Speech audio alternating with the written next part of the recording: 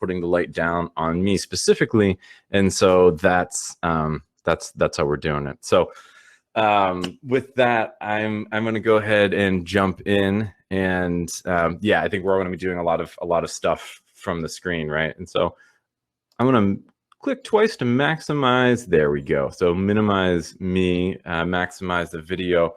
So today's training was actually one that Alana asked me to do. There are a couple other ones that were a little more in depth, and so the focus of today's is really kind of a very introductory Facebook for organizing. The kind of ask and the need, as I understood it, is that for some folks are really just getting started with figuring out how to use Facebook for their organization, for a project or campaign they might be working on, probably especially geared towards this cycle.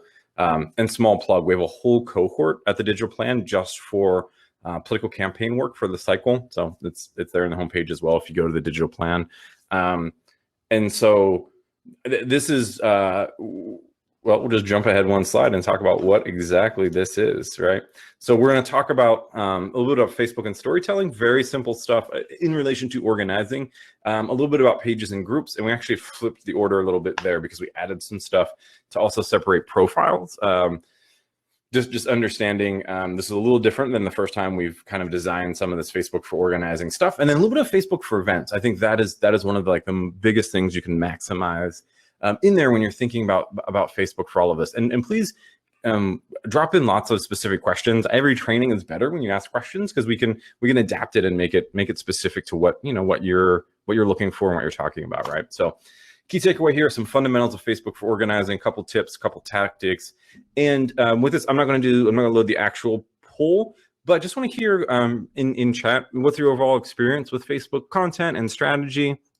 And then, and let's just do both. What's your overall experience with Facebook for organizing? So basically, just want to share in chat, what's your overall experience with Facebook? And have you tried to use Facebook for organizing before? Do you manage pages? Do you do different things like that?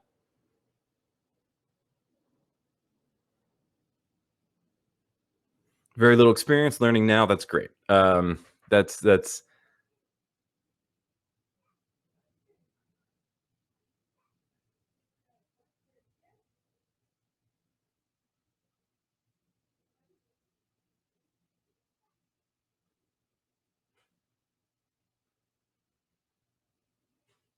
Cool. So a lot of folks are just getting started, and so and I'll just be clear, folks. If you're the folks that are like I'm a 2.5, this is great, or I'm just getting started. This is probably great for you. Other folks, this might seem a little too basic for you, right? Just to think about maximizing your time. And I won't feel sad if I see the numbers dip on this session. If you're like, oh, I'm looking for something a little more advanced. So we're going to talk about the very basic stuff here. And I know Beth Becker has some really great, much more advanced stuff coming up. So first of all, I like to talk about the problems and success that I see when folks are thinking about using Facebook in this way, right? So the big problem I see is no likes and no action, right? People spend a lot of energy that doesn't add up, right? And I think we've all been there in any kind of organizing and political work that we might do where we're putting out a lot of effort, but it doesn't amount to change, right? And that's the goal, right? And so or we're getting likes with no action, or oftentimes just using the wrong tactics, right? We're hoping this, doing a bunch of things leads to something, but it doesn't quite get us there, right? And so what success looks like is Facebook as a piece of a plan, right? Thinking about it as part of your structure for change. And thinking about gaining exposure for organizing, getting people to events, and leveraging Facebook for organizing when we're distinct and thinking about it in a really, really distinct way, right? And so today's what I'm going to be talking about here, and the examples in the slides veer a little bit towards kind of political organizing, and feel free to ask questions, when I'm showing the examples, if you have questions about that. So one of the first kind of frameworks I like to talk about for folks is the digital engagement cycle. We actually have a free video available also in the blog section of the website that breaks this down. I think it's a 15-minute video that you can share and think about how you kind of can use this inside of your organization overall. One of the things that I see for us in the social good space a lot of time, right, is that we do work. We're really good at linear execution, but we're not thinking through all of the steps in a strategic way. And so the digital engagement cycle, you could actually just use this for, any strategic cycles really, right, is thinking about the first part is where we're brainstorming and planning, thinking about, what are our goals of the campaign or project we're working on? How do the things we're going to do align to that? The execution phase is doing the work.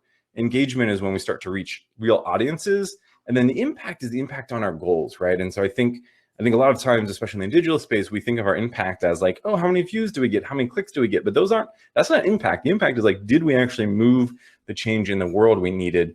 And feedback is how did all of this line up? And so one other way to kind of visualize this is I like to think about here are our goals and our targets, right? Target as in what are the bodies we need to move, the people we need to educate. I use this little, kind of white looking dude as the elected official, because so many of the shitty elected officials are white dudes that we need to impact, and get them to either vote better or, probably a lot of them get out of office. But so brainstorming planning is what are our goals? And our goals are not video views, they're not Facebook clicks, they're not Facebook likes. Those are tactics. Those are milestones that help us engage audiences to impact targets, right? And so when I'm thinking about this, especially in this case, right? So here I would have identified a campaign and I would have said, yeah, Facebook works for us, or we need to figure out how we need to leverage Facebook as a tactic. And then how do we execute on this? How do we build out our group? How do we build out our page? And how do we reach the right audiences and get them to engage, to in some way pressure targets, right? Making phone calls, showing up at events, attending a meeting, right? Like getting folks to a training is only to get them to do work to impact that target, right? So the goal really isn't how many seats are in the training. That's a milestone, or it's a smaller benchmark goal. It's not the goal, right? The goal is to make this real world change. And sorry, Marianne, I will I'll try to slow down a little. And it's how I talk. Sorry about that. So I know we got a one-on-one crew here. And also the engagement cycle, again, a full 15-minute video that you can access separate from this on the website. We try to put up a number of things there that are accessible for you. And so when we're talking about feedback, right? So brainstorming is thinking about the goals, the tactics. The website is thedigitalplan.com. We'll make sure we share that at the end as well.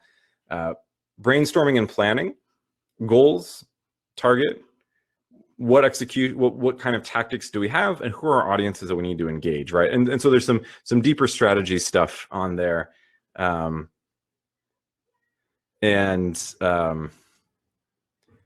sorry, I just got a little distracted by the chat there. So all of it's just to think about our feedback cycle, right? This is about how do we put out the engagement that we need? How do we think about the feedback? And when we're thinking about feedback, just to take a second here, feedback we should be thinking about, like, how did our brainstorming process go? How did our tactics actually work? What worked well? What didn't work well in our execution? One of the things I think that really hampers us on the left is a lot of very linear stuff, and we're not pausing to do the feedback so we can adapt and think about how we're doing it. Thank you, Sahar. Did we have the right audiences? Do we even reach the right audiences?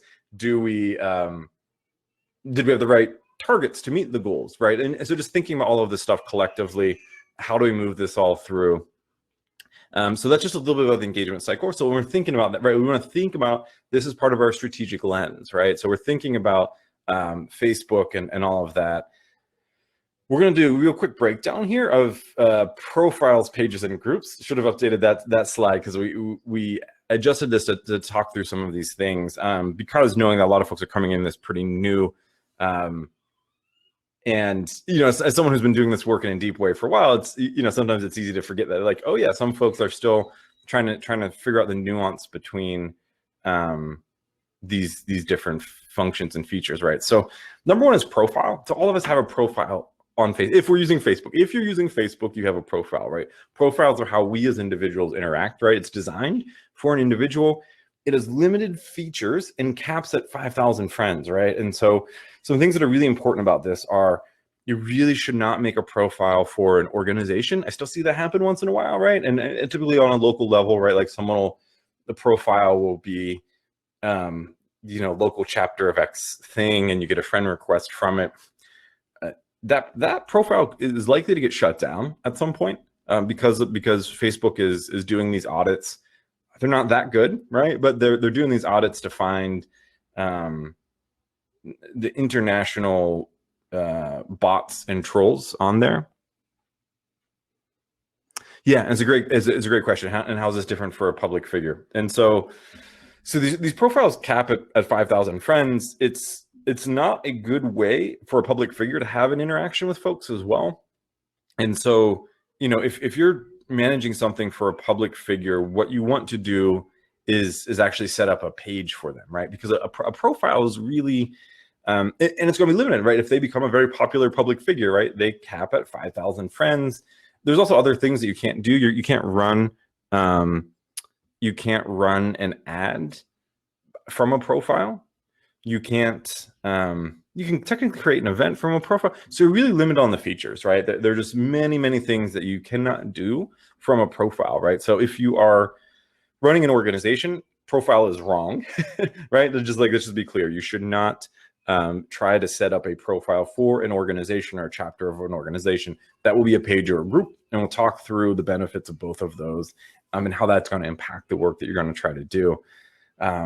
So profiles are really just for individuals, and so public figures, it's still not going to work well for them. You should really think about adapting it to being a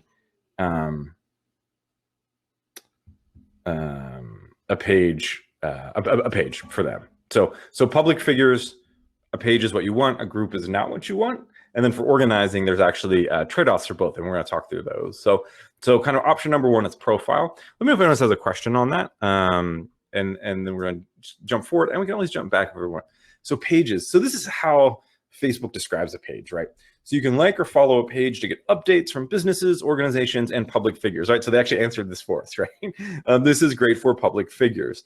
Anyone with a Facebook account can create a page and help manage one as long as they have a role on that page, right? So you need a profile first, right? So if you're going to try to help a campaign or a project and you're Facebook leery, you actually can't manage a page without an account. And I really don't create a fake account. I see folks do this sometimes, right? Because they create some pseudo account because they want to manage this stuff. Create a real account, put your real info in there. Because if you need to run ads and they're at all issue-based ads, you actually need to get verified. And to get verified, you have to be a real person. And you could get swept up, your profile could get swept up in these non-real accounts, right? So if you create some pseudo account to manage a page, it's a good chance you're going to get locked out of that, which means you'll get locked out of your page, right? So, one of your other admins will have to manage it. So those are some things to not do, right? So pages are designed for organizations, public figures, and businesses. That is the essential function of that. There are many modern limitations to pages, and I'm just thinking as I'm thinking out loud. We didn't talk much. I didn't add in new slides in for Messenger, and I'll talk a little bit about Messenger kind of when we get a couple slides ahead there.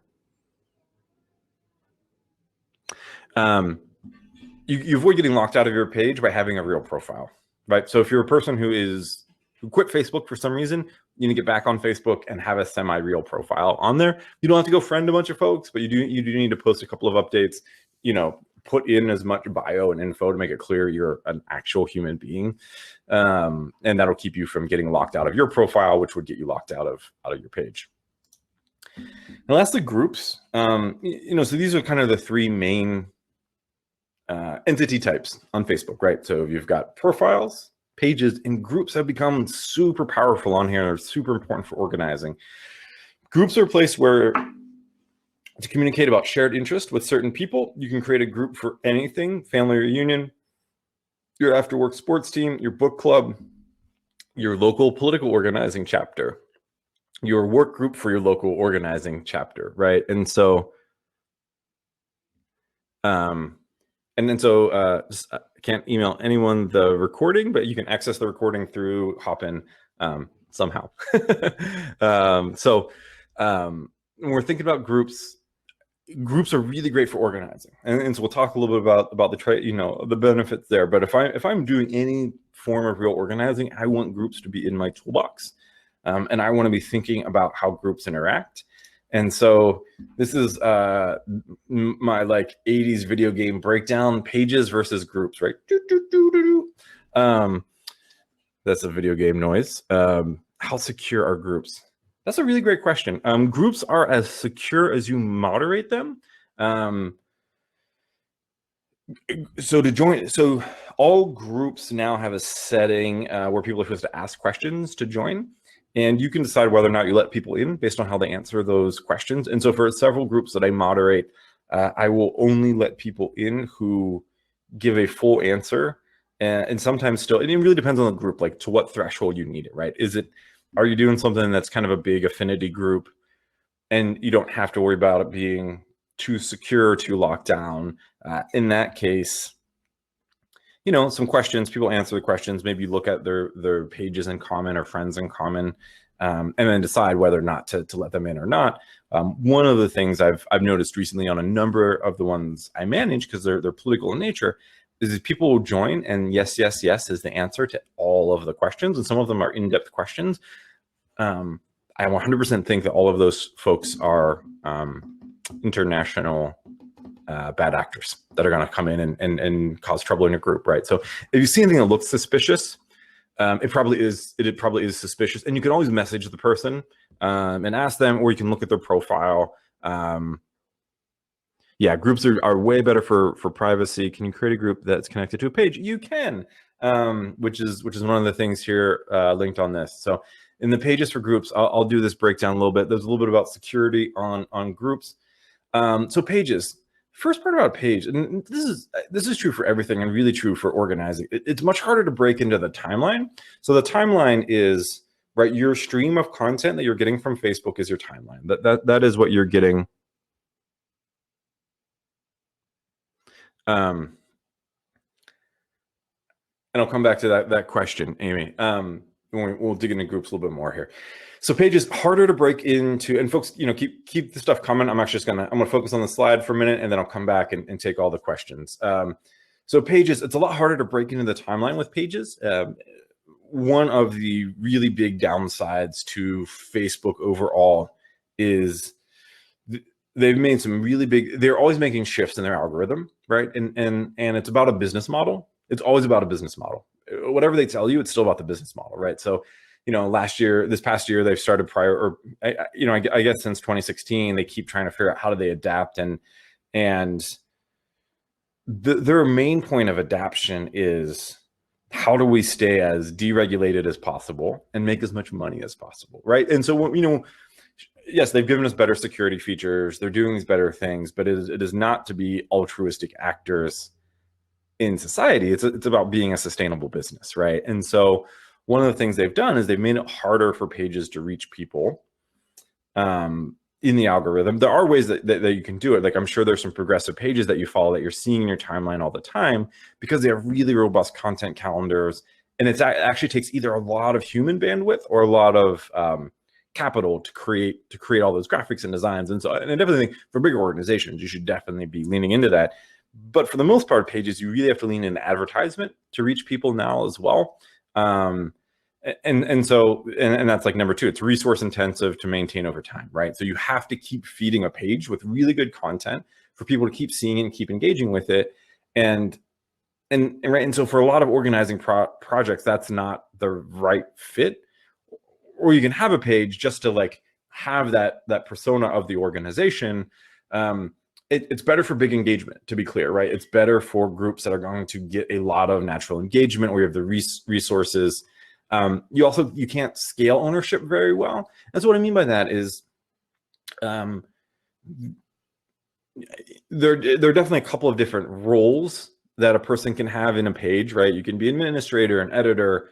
You don't want to put too many people in there doing all of that, right? You may have a decentralized group. We have a couple of people doing it. It can get messy and get hard to manage, where groups, you can give people a lot of autonomy and ownership, right? You can let everyone post updates in a group, right? And so it's also very video hungry. they have continued to prioritize video, and then now they're prioritizing stories in engagement, right? So if your organization isn't producing a lot of video, it's hard to get a lot of engagement with pages. And then, but a great upside is you can link in multiple groups. So to answer someone's question before, can you link a group to page? Yes, you can actually link, as far as I know right now, an infinite number of them, right? So if you have a statewide organization or whatever, a regional organization, you have a couple of different chapter groups, you can actually link them all and they can show up in those groups there. There's some really cool things you can do with that, right? So you can actually put an update into the page and push it out to all the groups all at once, which is a really great feature when you think about that, right? So maybe you're having a national day of action or whatever, statewide day of action, or just you have a conference call coming up. We all have a lot of conference calls coming up, or a Facebook Live. You can push it out to all of them at once by using the page feature, right? So it's super super helpful there. So I'm gonna take a quick second, scroll through the stuff here, see what we've got in there about pages specifically, and then I'll jump over to the groups real quick. If you already have a group page, can you create the membership questions after the fact? Yes, you can always update your membership questions on a group page. Sorry, that was not about group page. Sorry. Yes. And just clear, there are groups and there are pages.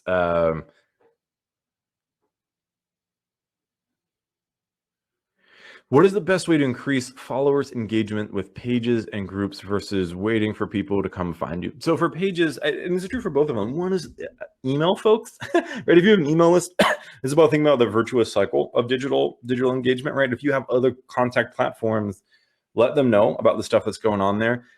To really get page engagement up over time, it really is about getting a lot of content up on there.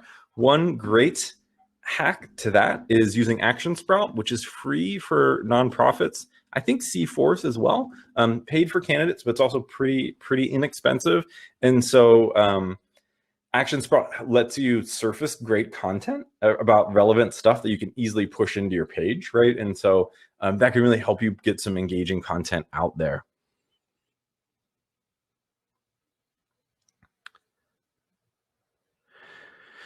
Question here, interested in the advantages of pages versus group for small orgs. We mostly use Facebook groups, but we've got a few dozen regular volunteers, email list of about 600 or so, small group, because it encourages participation, but are we missing out on something by not using the page much?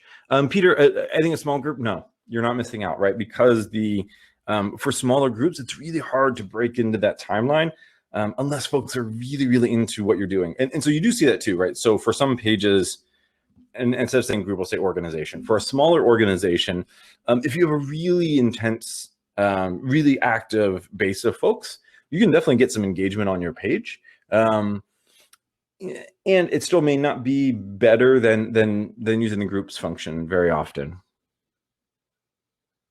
And when I was saying increasing action, increasing engagement on your page, you need to keep pushing content onto your page to increase engagement, and then you can transition that into other actions. And so the tool I was mentioning, and I'll just put this in the chat, was Action Sprout. And there are some links in our on-demand section. There's actually a tutorial. I can't type our website either. It turns out there's not a Y on our website. So when you create an event, how do you get that out to the most people through the page? Okay, so some great questions here. And let's look at this last one. Went to Facebook Live for my practice group yesterday via Zoom.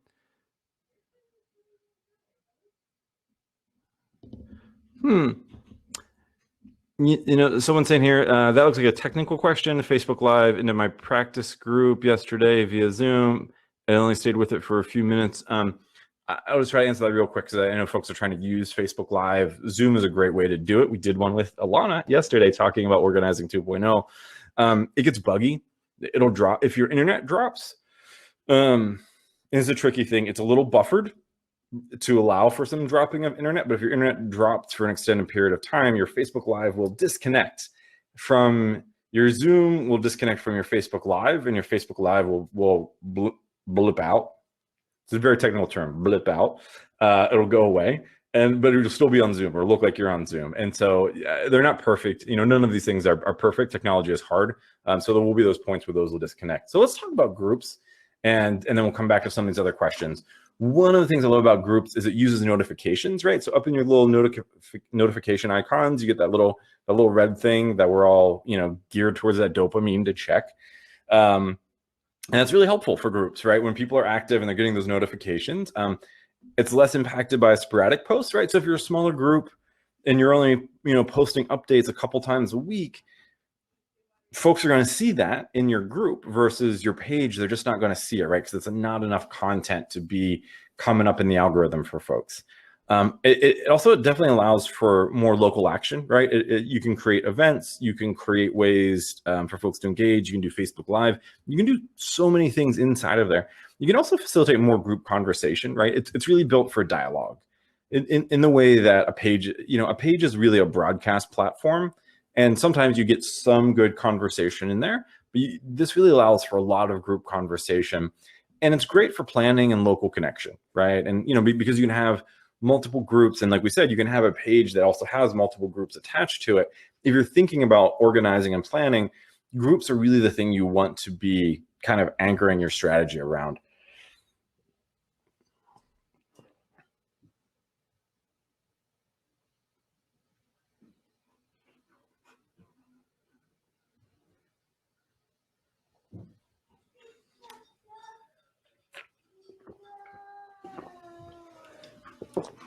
Hi, I see someone doesn't love the way we're doing it. We're going to keep doing it this way. Can we, and Karen, feel free if there's, any of these questions you want to pop in. Can you link to a secret group? I don't have a great answer to that one. And it's only because do we need a membership to watch the videos on your site? Some of them, yes. Some of them, no. So there's a whole collection that's a free pack of videos, and then anything that's on the blog. There's also several things on the blog that are more in-depth videos that are also free. So just to answer that question for folks. Cool. So we're going to keep rolling through here, but feel free to keep those questions coming. So a little bit about storytelling, and specifically organizing storytelling, right? So, Facebook is a powerful platform, right? It is one of the best ways to reach folks and tell your story. 80% of Americans are on Facebook in some meaningful way. I think one of the things that you need to answer is, what is organizing? For all of us who do organizing, we know what that means to some degree, or at least we know what it means for our organization. And it actually means pretty different things depending on the organization that you're working with, right? Political organizing, specifically like organizing for a political campaign, looks pretty different than, say, union organizing versus, organizing a grassroots effort, right? So we all use this word in pretty different ways. And I think, one of the things that also muddies the water is there are certainly lots of political campaigns that call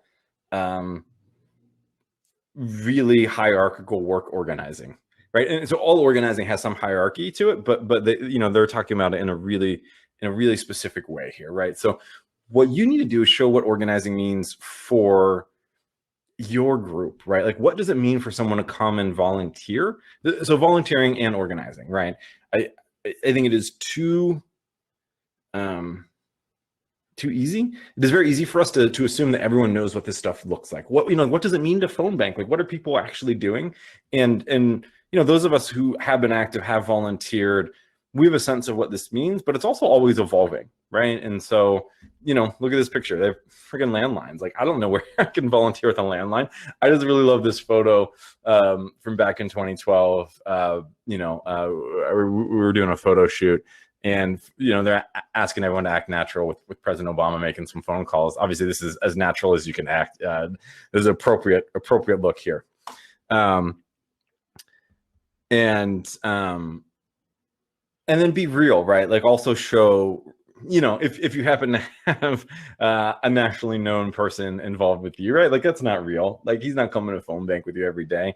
What's real is a mess in the office, right? Is is showing what the organizing really looks like. So folks, when they're coming in, they can kind of get a sense of what this experience looks like, right? Like what does it look and feel like tactically to be part of this, right? What is it that I'm going to be asked to do, and what might that look for, and also helps you answer, like, am I are they designed in a way to meet my abilities, that I might be able to contribute also, right? And then like this one, I like to call this one Really Real. It's one I came across from the Hillary campaign. And I think many of us who've done different kinds of organizing, we know a lot of organizing looks like this, right? And so I think some folks might try to skip past this kind of photo, because it looks rough, right? Like they're in a garage, they're in a garage. There are all these boxes. People are sitting on lawn chairs, folding tables. But those of us who've done some kind of organizing know that, like, that's how organizing often happens, right? Like the volunteer spaces that we get are often, rough, right? We've all had the not great coffee out of I always call them the Union Hall coffee maker, the big urn of coffee. And it's never good, but we all drink it because we're all tired. I think you're just talking about that, right? Like, I think I would love to see more Union Hall urn coffee maker memes, right? Like, we know it's bad, but we need it, right? We're heading out to knock on some doors, or making some phone calls, or we're registering some voters. So,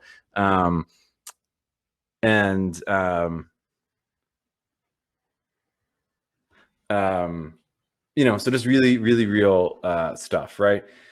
So then when we're talking about organizing is we want to be specific, right? So what do we mean by being specific? We're really talking about what's happening, right? And so tell the who. So who is making the calls? What we want to do when we're showing the story of organizing is we want to allow people to possibly see themselves and why they might come, right? And so, we're making a post into our page or our group. Who is making the calls? What communities do they represent? What communities are you inviting in, right? So representation, we all know representation matters. Hopefully we all know that representation matters, right? And so think about who we're representing in the images, is also who we're inviting in, right? And who do we want to be part of this, right? And so, and I think part of that is really just saying, folks from this town, or from this neighborhood, or folks who care about this thing are doing this, right? Tell the what. So what is happening? What are you calling for? What is the energy like, right? And I think sometimes it's okay to say it's hard, and obviously who knows what in the hell phone banking and stuff's going to look like.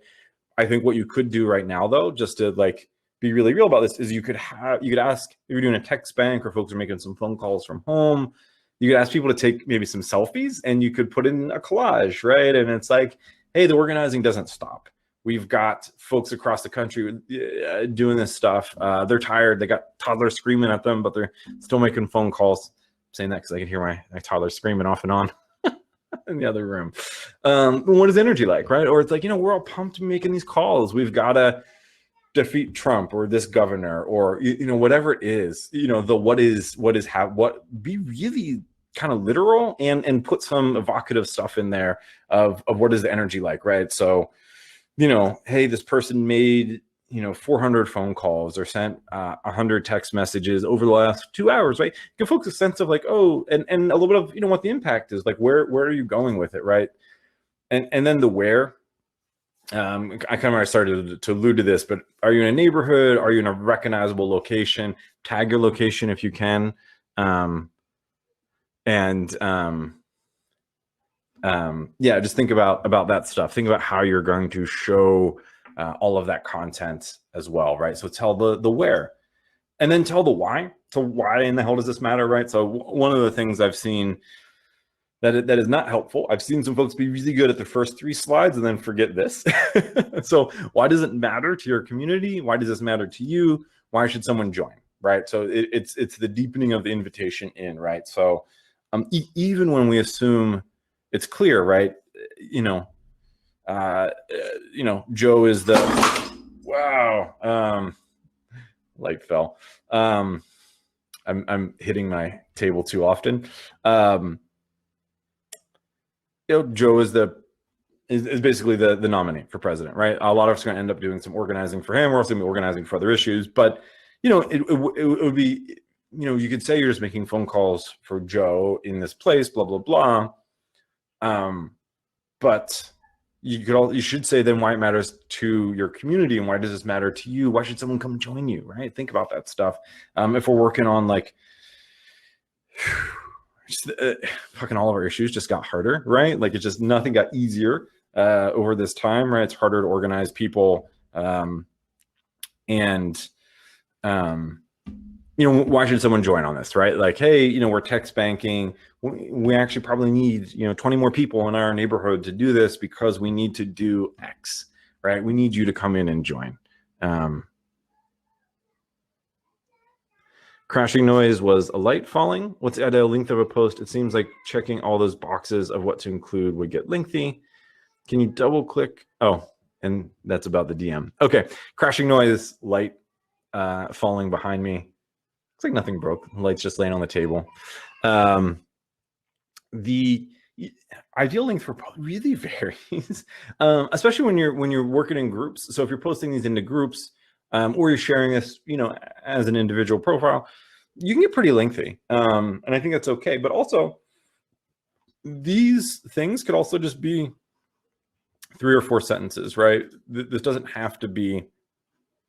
So who is making the call, and where are you, right? That could actually be one thing, right? It could, you could say like, we're, X group of neighbors making calls from the church. And, we're trying to make change on this specific issue. You should join us next week, right? Like that's actually like 3 or 4 sentences. It's not that long. And you could try long too. One of the things I totally recommend is experimenting. There are lots of best practices in the world. It's also good to see what works for you, right? I've seen pages and groups where like people post a lot of long posts, and that's right for that group. And so I would just say, try to experiment a little bit.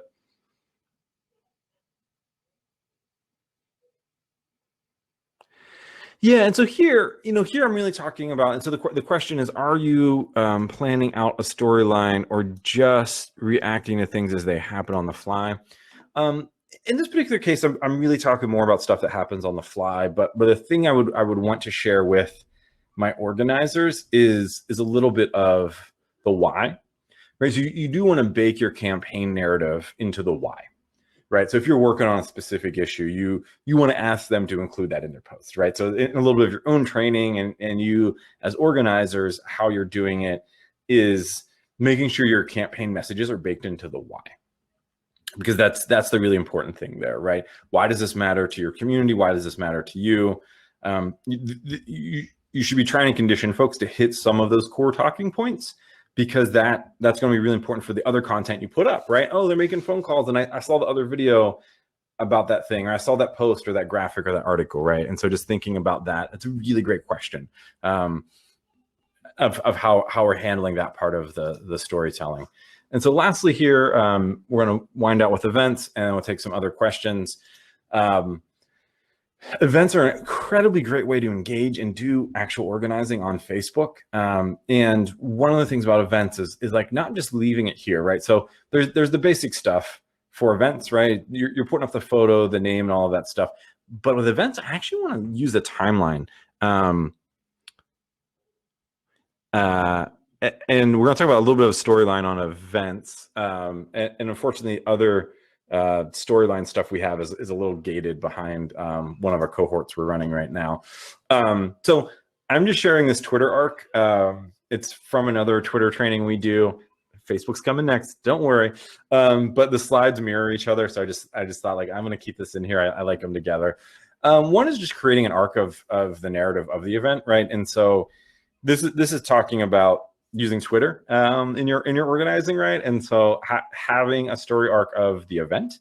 So, days prior, talk about the event, even if it's just like something simple, right? Like, hey, we're phone banking next week. A day prior, remind people it's coming tomorrow, how they can, get there, any links. And this link could be your Facebook event, right? So you could just be talking about a Facebook organizing event, right? And you're on Twitter as well, and you're saying, hey, you know, come join me.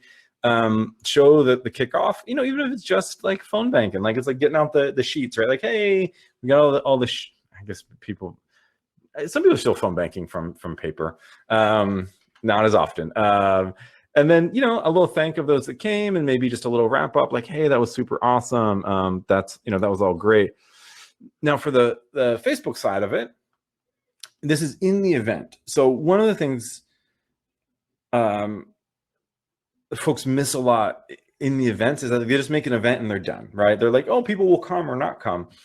But Facebook actually will let you send a lot of interesting notifications from the event, even for folks who haven't said yes. Until they say no, they're going to keep getting more updates about it, right? So first thing, days prior, like as soon as you know the event is happening, get the event details up and invite everyone you can, right? And ask others to invite everyone you can, you know, organizing 101, invite everyone.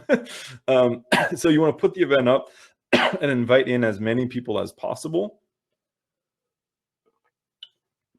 Before the event is hype time. Hype it up. Share some more details. If you have any images you can put in, if you're making, if you're right, because we're all doing something issue based. Do you have articles about like why this thing is important? Drop some articles into the event. Like, hey, you know, like these are some like interesting facts on like what we're trying to change here. Check this out, right? So that's actually going to be like it's like a mini news feed, right? It's a mini news feed for you in the event. During the event, you know, capture some content, engage. If you can get some live images, if it's a bigger event, go live, right? And even just like community meeting, right? Could you flip on a phone and put it up live for folks who can't come?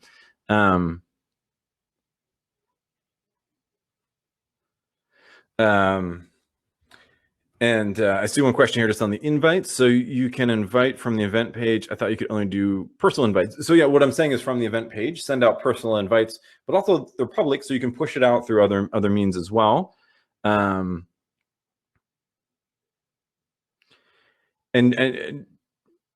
page question, and I'm not sure if we're talking inviting events. I'll answer both here. General question on page: is it worth just going through and inviting all members of our union? All members of your union should definitely get invited to like your page or group for sure. And then if you're putting up an event, you should invite all of them that you can to the event as well.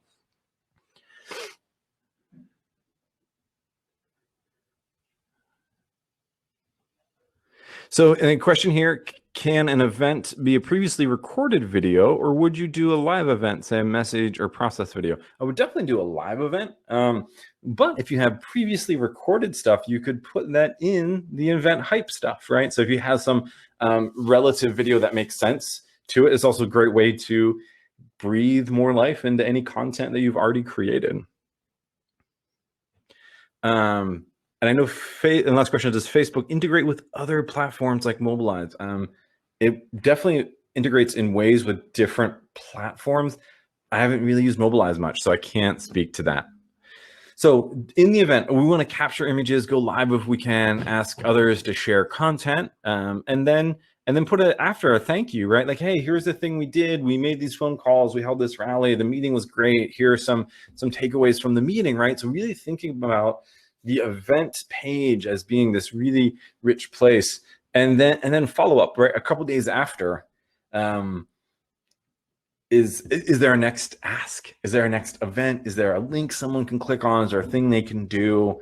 So just like getting that one last touch in there, right? You don't want to be crazy with this, right? Like the thank you should just be a simple thing, you know, at the end of the event, and then a couple days after. Don't keep putting posts in there for the next month. That's weird. Move on to your next thing, keep it in your group, but one last little nudge, just as an additional way to engage with folks is a really great way to think about Facebook events for organizing folks. And so here we'll just round out with some other Q&A. I mean, feel free to go broad. We can jump back on things as well.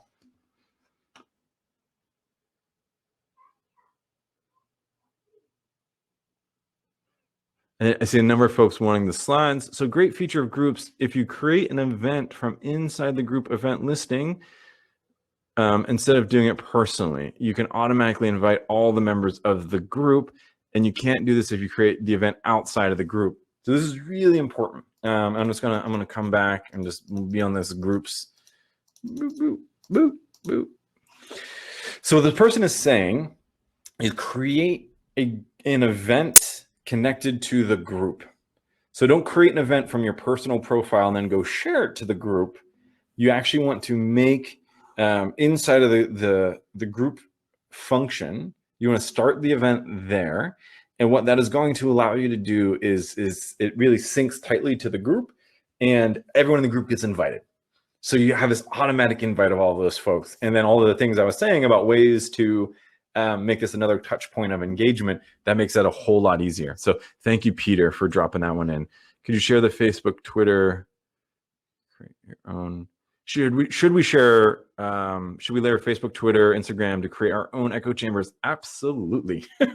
We need more echo chambers on the left. And for all of your events, all of your work that you're going to do, like, yes, build echo chambers and layer this all in together. I'm going to scroll down.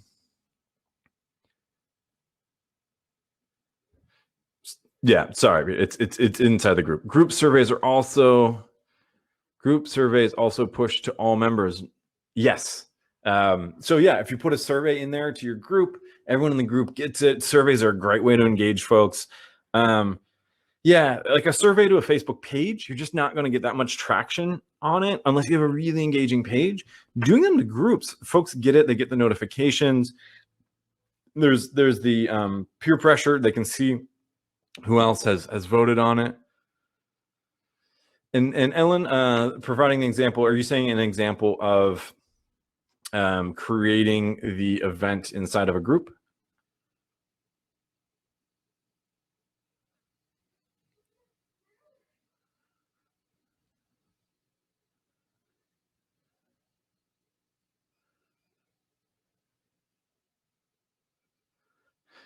This is great. Your audience and your members exist in unlimited number of different echo chambers. If you don't have them in yours, they're going to be echoing someone else's.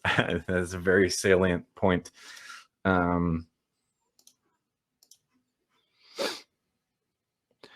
What is an echo chamber? Echo chamber just refers to, I would say, people. We have to define affinity group.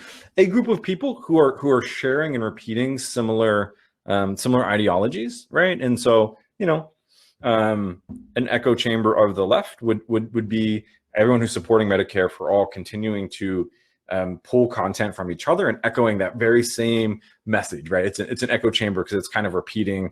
You know, echo chambers are not great when they're small and become insular. Your goal is to make your echo chamber as big as possible and keep your messaging as consistent as possible.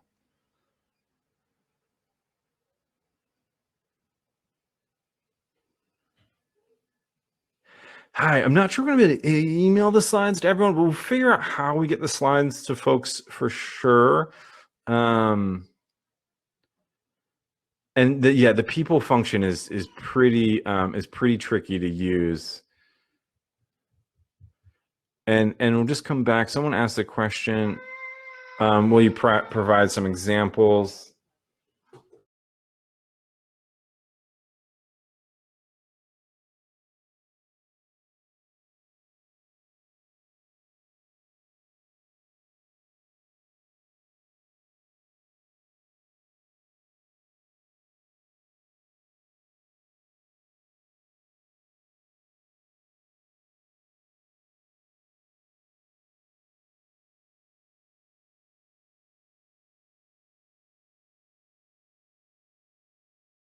I was just saying, I'm going to keep taking Q&A. My little guy was missing his morning daddy time, so he was having a rough time. It's a rough time for all of us right now, right? So we gotta figure out how to stay cool. Cool. Do folks have any other Facebook organizing questions?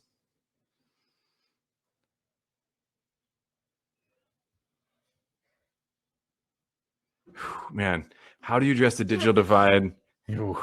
How do you address the digital divide in Facebook organizing? Just had a shop steward who did not have a cell phone or internet. That's a tough one. Yeah, I mean, there will be those folks, right, who are not on, and you know, and so Facebook is not a solution to everything. It's a tactic for the folks who are on. And I think, you know, at this point, at this point, we're not likely, when I started doing this work 10 years ago, we were doing trainings to get people on Facebook and Twitter. At this point, someone's on or they're not on. I mean, I think, some trainings here and there as to like how it's helpful. But if, folks aren't even on the internet, you're gonna have to let that one go. But if, and the yes and is like, if you need it locally and they're supposed to be the point person, I think then you just got to figure out who else is the point person. And I'm sorry, I don't have a great example of building Facebook event other than that slide, but yeah, that's the thing I could work on, but that's a little, and thank you for celebrating the dad lead time. Are the people in the group public to the group? Yes. The people in the group are public to other folks in the group. So that is a privacy thing to be aware of.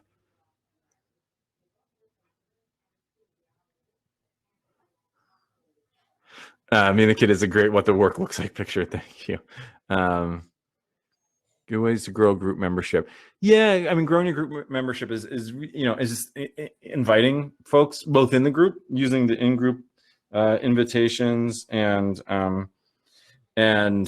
email folks, just like whatever communication channel you have with folks, just letting them know it exists. Can you track impressions through Facebook event pages?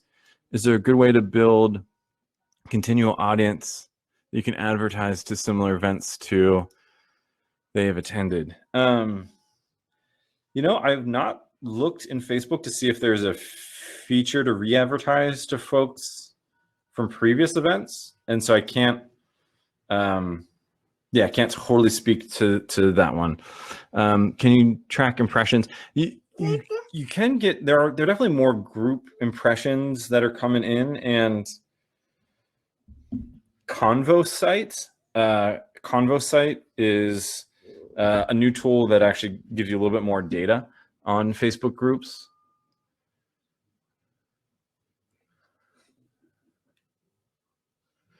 Yeah, using Facebook groups or pages to build your email list.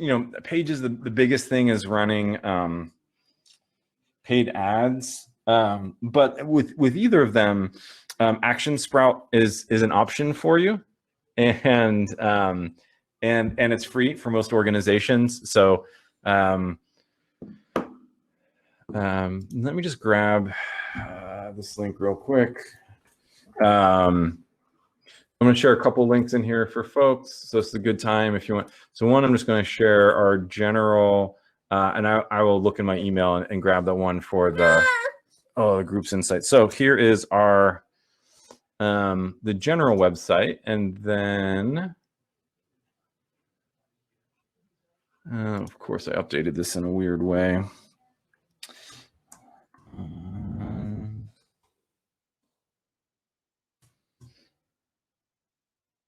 Funny, having a toddler on your desk makes it tricky to type.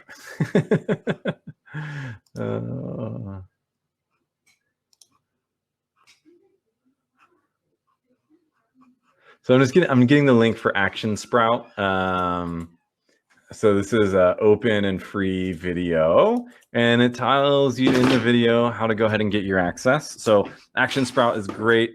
So one of the things it's great for is you can run actions and petitions in there, and then actually collect the emails from them directly, which is super awesome. And thank you for saying thank you. And I'm going to try to pull up this last, you can hear this stuff falling off the desk. I'm going to pull up this data tracking for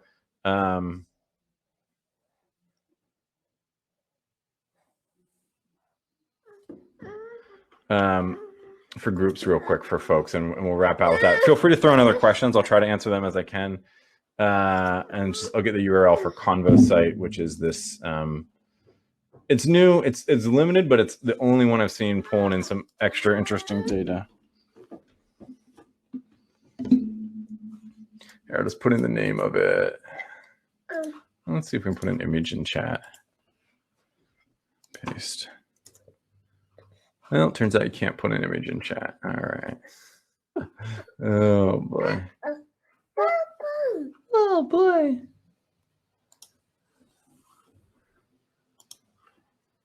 Convosite.com. So this one, it's currently free, and that gives you some extra group insights. So this is a good one, and it seems legit so far. So thank you everyone for joining.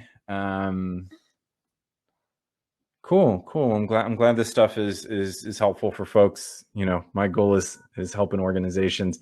Yeah, thanks for joining. I'm gonna turn off the screen share. We'll take a couple of extra questions as we wrap out if there are any. And you know, all of you, thank you for the work that you're doing. I know we're all out there organizing for different important things, and thank you.